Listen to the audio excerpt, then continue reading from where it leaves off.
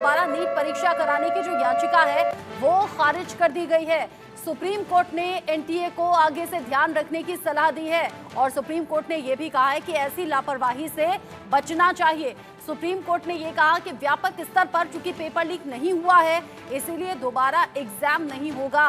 Paper leak का असर हजारीबाग और पटना तक सीमित है, ये सुप्रीम कोर्ट ने सुनवाई के दौरान कहा है। चूंकि आज सभी की निगाहें सुप्रीम कोर्ट पर और सुप्रीम कोर्ट ने यह साफ कर दिया कि दोबारा तो नीट का एग्जाम नहीं होने वाला है।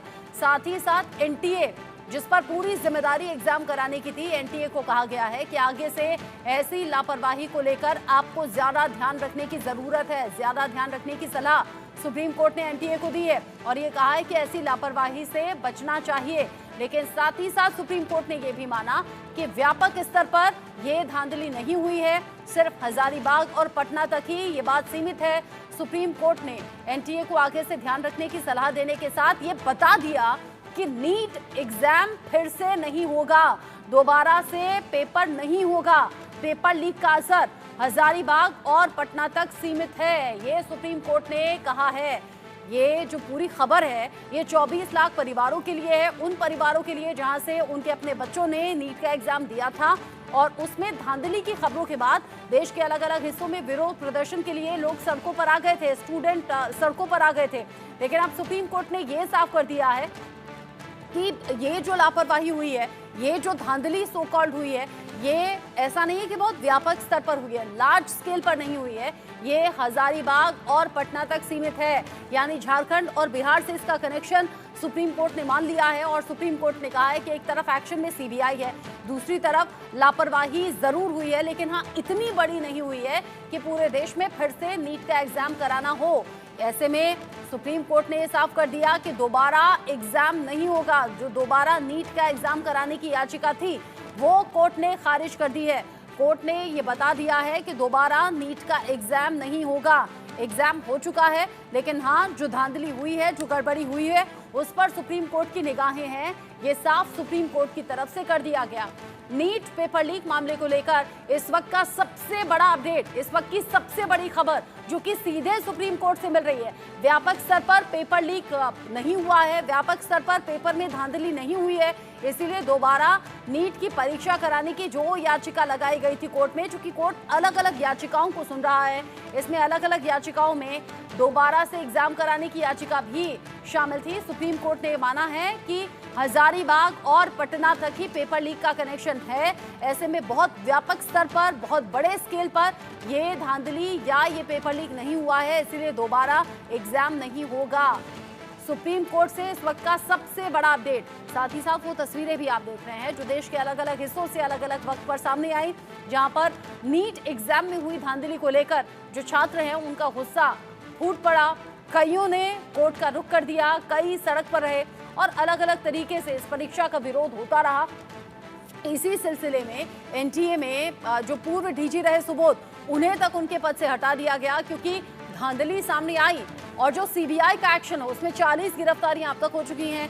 सीबीआई ने चार्जशीट दाखिल की है जिसमें 13 आरोपियों के नाम सीधे तौर पर सामने आए हैं। सबसे बड़ी बात तो ये कि इस पूरे मामले का जो मास्टरमाइंड है संजीव मुखिया, वो अभी भी पकड़ से दूर है, वो अभी भी फरार है। और इन सबके बीच सुप्रीम कोर्ट में जब ये मामला पहुंचा तो सुप्रीम कोर्ट ने ये नसीहत दी है एनटीए को कि ऐसी लापरवाही से बचना चाहिए, लेकिन साथ ही साथ ये भी कह दिया कि बहुत लार्ज स्केल पर ये धांधली नहीं हुई है, इसीलिए कम से कम परीक्षा तो दोबारा नहीं होगी। यानी 24 लाख परिवारों में जो लोग दोबारा इस एग्जाम को कराना चाहते थे उनकी उम्मीदों को ये झटका है। सुप्रीम कोर्ट ने सीधे कह दिया है कि दोबारा नीट की परीक्षा नहीं होगी। दोबारा परीक्षा की जो याचिका कोर्ट में लगाई गई उस याचिका को खारिज सुप्रीम कोर्ट ने कर दिया है, इस लॉजिक के साथ कि बहुत व्यापक स्तर पर ये पेपर लीक मामला नहीं पहुंचा है। जबकि सीबीआई की जांच में 6 से 7 राज्यों का कनेक्शन है। अलग अलग तरीके से इस एग्जाम में धांधली की खबरें जो सीबीआई जांच में सामने आई और इसी के चलते अब तक 40 गिरफ्तारियां हो भी चुकी हैं।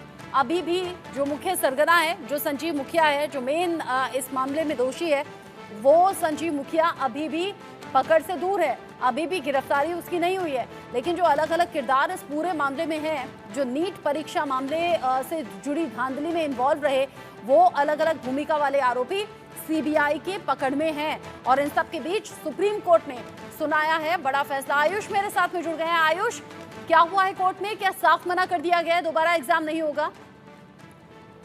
देखिए, कोर्ट ने तो पिछली बार ही साफ मना कर दिया था कि नीट यूजी 2024 की एग्जाम को रद्द नहीं किया जाएगा और री नीट 2024 नहीं होगा। लेकिन आज जो अहम बात हुई है वो हुई है, अपने फैसले को सुप्रीम कोर्ट ने विस्तार से बताया है और उस फैसले के पीछे की वजह भी बताई है। क्योंकि पूरे देश भर में ऐसा चल रहा था, कुछ लोग थे जो सुप्रीम कोर्ट के इस फैसले से नाराज थे, नाखुश थे और ये बात कही जा रही थी कि सुप्रीम कोर्ट का जो ये फैसला है वो गलत है। तो इस फैसले के पीछे क्या कुछ कारण थे, ये बताने का काम आज सुप्रीम कोर्ट ने किया है।